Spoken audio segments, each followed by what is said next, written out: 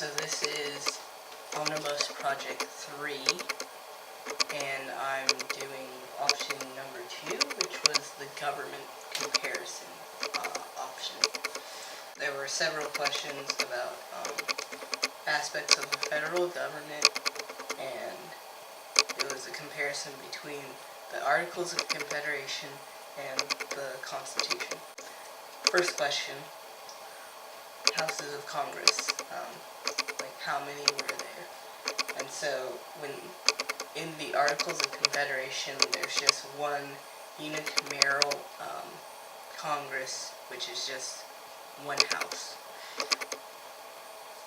And then with the Constitution there were two houses of Congress, the House of Representatives and the Senate. Amount of representatives per state. Here, the Articles of Confederation, Congress had 2 to 7 representatives, and then under the Constitution, there are 2 senators per state and a varied amount of representatives depending on the state and the population of the state. Leaders of Congress. So in the Articles of Confederation, the President of Congress is the leader, and then in the Constitution, the Speaker of the House is the leader of the House of Representatives, and the Vice President is in charge of the Senate. Executive branch strength. No executive branch strength because under the Articles of Confederation there wasn't really an executive branch quite yet. So then under the Constitution, all of the power of the executive branch comes from the Constitution.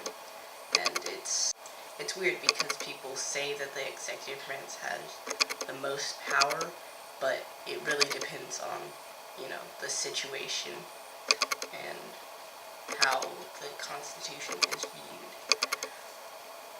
Enumerated powers, which are basically like the explicit powers of Congress, and so under the Articles of Confederation there were no enumerated powers of Congress, but under the Constitution, Congress can exercise its powers as long as it's going within the guidelines of the Constitution.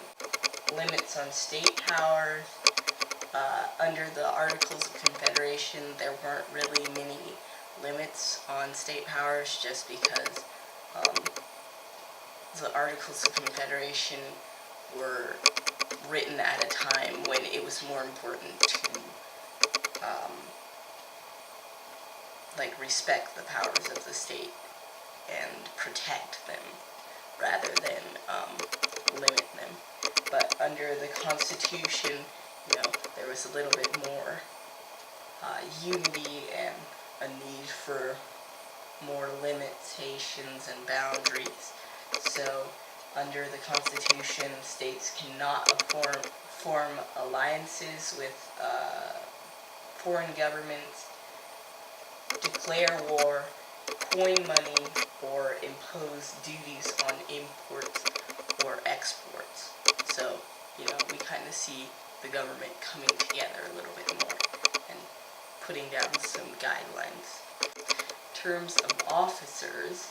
So, the length of the term under the Articles of Confederation was just 1 year, whereas under the Constitution, it's 2 years for representatives and 6 years for senators.